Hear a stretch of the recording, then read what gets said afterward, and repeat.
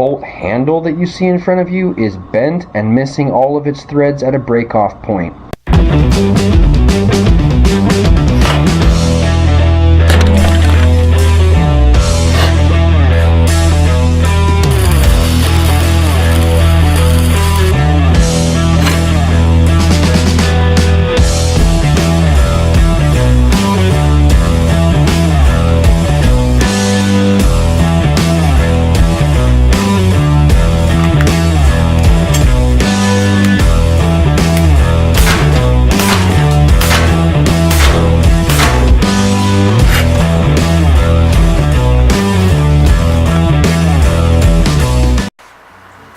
What is up, guys? Coming at you again today, bringing you not a review this time, but actually a problem. I actually wasn't going to make this video until I saw in my comments that somebody threw down that they had the same problem that I quietly had and not posted about. What problem is this?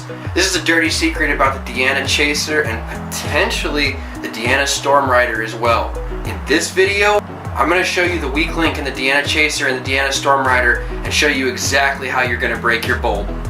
Alright guys, what you have in front of you today is the tattered remains of my Deanna Chaser rifle pistol combo kit. It's basically a CO2 powered multi-shot pistol. It's going to run on a standard 12 gram cartridge of CO2, so it's very easy to attain the power source for this pistol, and it comes with a longer barrel and a carbine stock. I'm just going to kind of convert it to that smaller rifle package that's advertised by the manufacturer. You can kind of see in this little tray here already the problem that I have. My bolt right here is now a completely separate unit from my bolt handle. And the bolt handle that you see in front of you is bent and missing all of its threads at a break-off point. Now, when you see a material like this upon first inspection, you would expect it to be stainless steel. I can tell you after drilling out the remainder of threads that got broken off inside this shaft that this is not stainless steel whatsoever. This is some type of weird Chinesium that's ultra soft and judging by my bolt handle, pretty brittle as well. Can't put a lot of force on it. This is not going to pair well with the fact that the reason I broke the bolt handle off is because the bore tightness is crazy tight on this Deanna Chaser pistol setup. I was testing the Gammo Luxor. Gammo Luxor is a PBA ammunition, and typically PBAs, even though they do fit tighter in the barrel and breech, always chamber in different rifles that I've used them in before, like the Vectis, like the Marauder, even like the Stormrider that I purchased this week. The Raptors had no problem. Gammo Raptor had no problem being chambered and fired through the Stormrider. So I'm not quite sure if it's just a 22 caliber issue thing, or if maybe the Gammo Luxor in 22 caliber is slightly too large to be considered a true 22 caliber pellet. I'm not quite sure what the issue is, but I do know that I definitely broke my bolt handle. Now, I wasn't even going to make this video because I don't like to throw people under the bus. If a company makes a bad product or there's an issue with their product, I don't just like to go out and highlight that for people because that doesn't really speak to the total image of the company as a whole. So instead of like, oh yeah, I broke my bolt and making a video out of it forthright, I kind of just held off on putting that fact out there until I saw somebody else, one of my subscribers, throw down a comment that he had the exact same problem. So what I'm going to go ahead and do for you guys is I'm going to go ahead and show you what I've done to fix this problem, and hopefully it'll help you on the path towards being able to fix your Chaser if you end up in this problem, or the Stormrider as well, because it seems like the Stormrider bolt is like an interchangeable off-the-shelf part with the Chaser bolt. So probably going to be a fix for either gun. Let's get into it, guys. I'll show you what I did. Alright guys, here's what we went ahead and did. We used that nice Mac Tools tap and die set to go ahead and cut some new threads into the space that had previously been occupied by the broken off piece. These threads are just slightly larger than the stock threads on the stock bolt, so you don't even have to drill this hole to be able to tap this thread. This thread is the standard Crosman 1322, 1377, basically 2240 style bolt threads. Why did I choose to go this route? because right now I can't find any aftermarket bolt handles for the Deanna stuff, but I absolutely know there's a bajillion different options as far as 2240 custom handles out there. We're gonna go ahead and find something that fits the look of this carbine and then go ahead and install it and hopefully get some better reliability out of this pistol. Alright guys, you can see in front of you we got two different breeches as well as our repaired and drilled out bolt. These two breeches are both the factory breech that comes on the Deanna Chaser as well as the left-handed breech. It's available for like 20 bucks on the Pyramid Air website. Now, when I say left-handed, they're talking about left-handed pistol shooters, I think, in the sense that the pistol is in your left hand and you're operating the bolt as a left-handed shooter with your right. Now, for me as a rifle shooter, I prefer to have the bolt on the right-hand side of the rifle because what it enables me to do is not move my support hand off the forestock.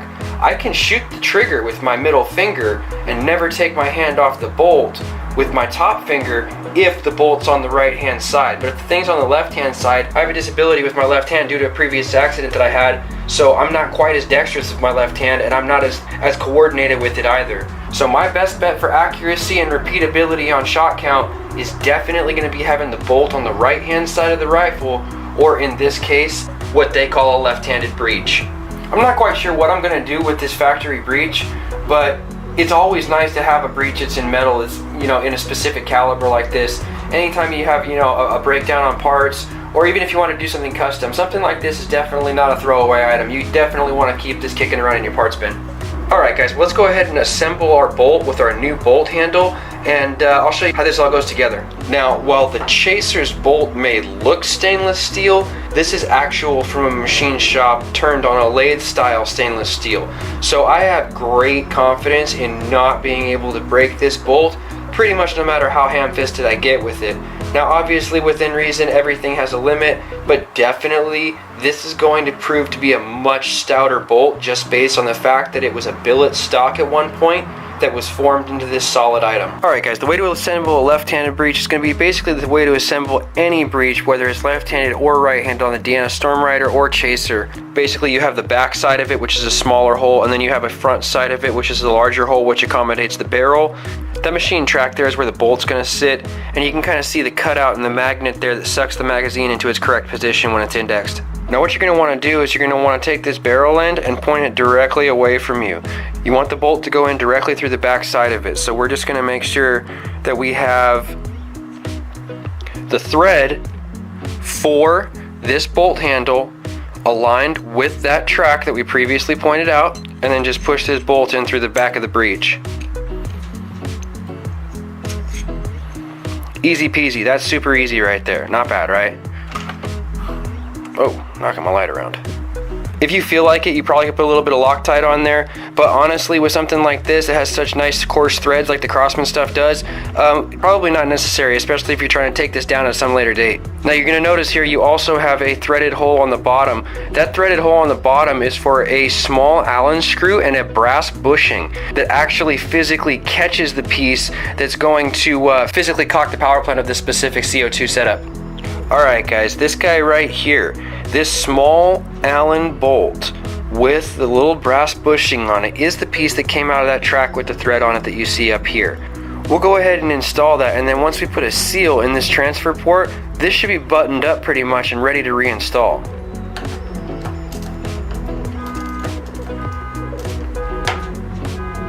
That's super.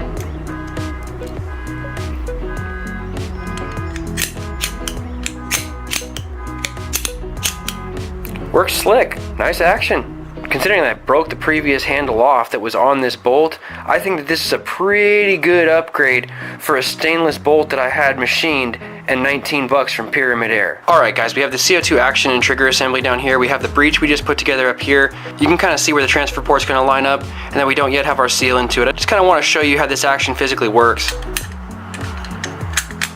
See, it's kind of mocked up there. This bolt right here is what the final Allen bolt with the bushing is going to actually catch on and cock the pistol for us with. Okay, bolt back. What did the bolt back do? Bolt back now moves your action back. Your action is now held in place by this piece right here. As soon as you press the trigger, it's off safe. CO2 is going to come out of this transfer port right here.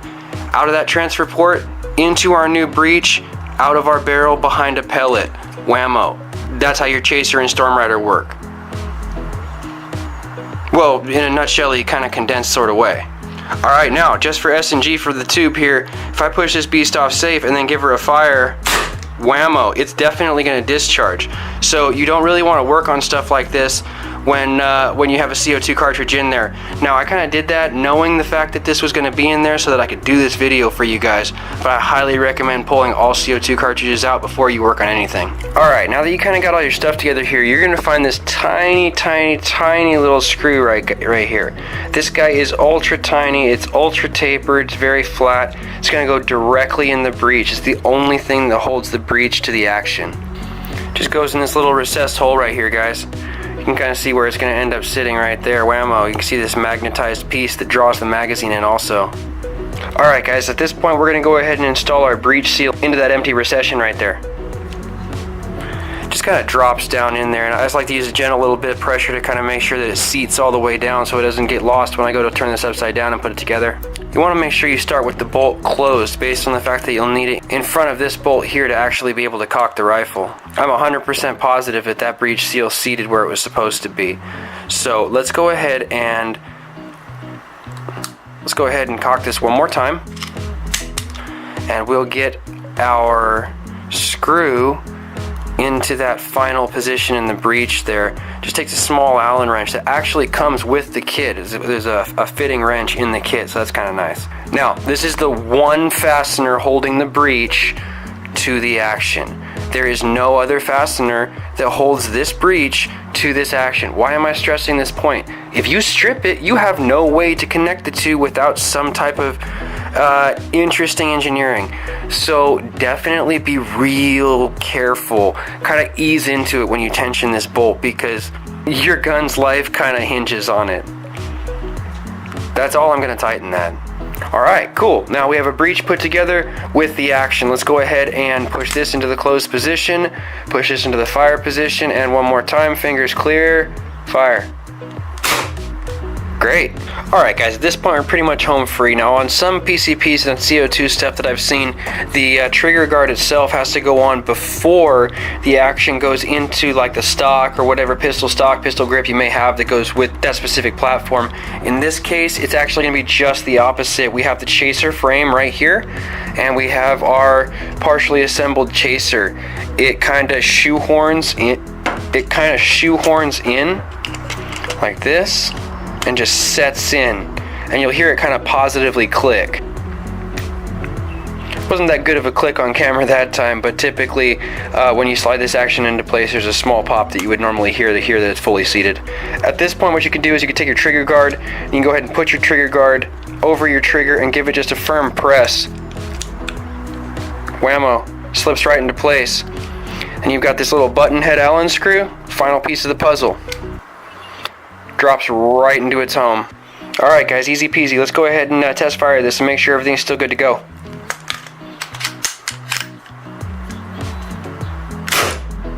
Seems to work good. Now what we're going to want to go ahead and do now is take these 3 grub screws that came with the previous breech we had installed and reinstall them in the new breech so that they can locate and hold our barrel in place for us.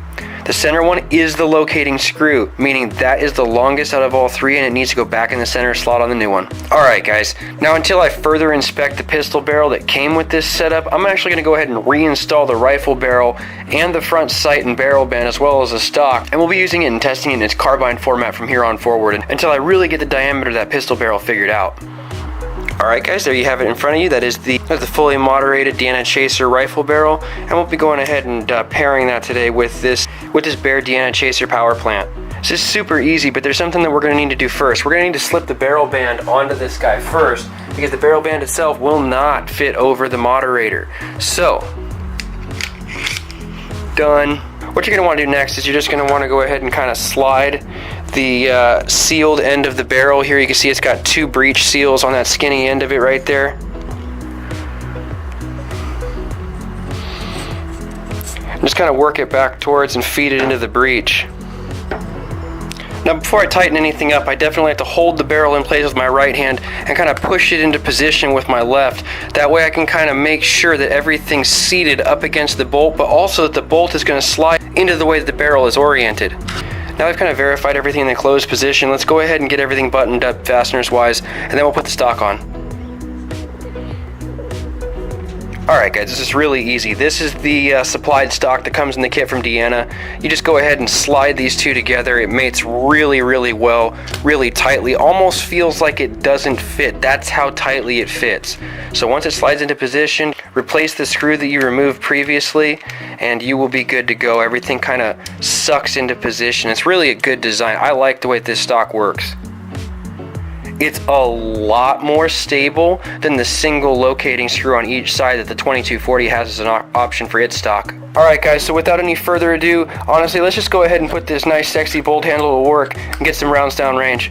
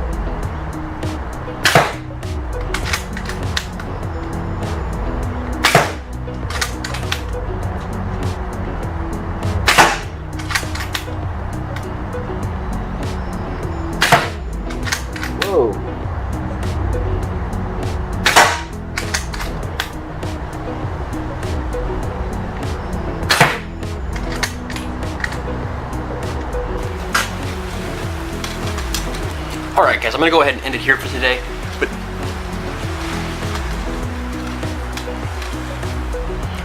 I'm going to go ahead and end it here for today. But today we took a solid look on how to not only replace to a left-handed breech, but also to take care of a broken bolt issue if you happen to come across it. Even though that offhand group was kind of missing the mark, the bolt handle that we installed actually was right on target.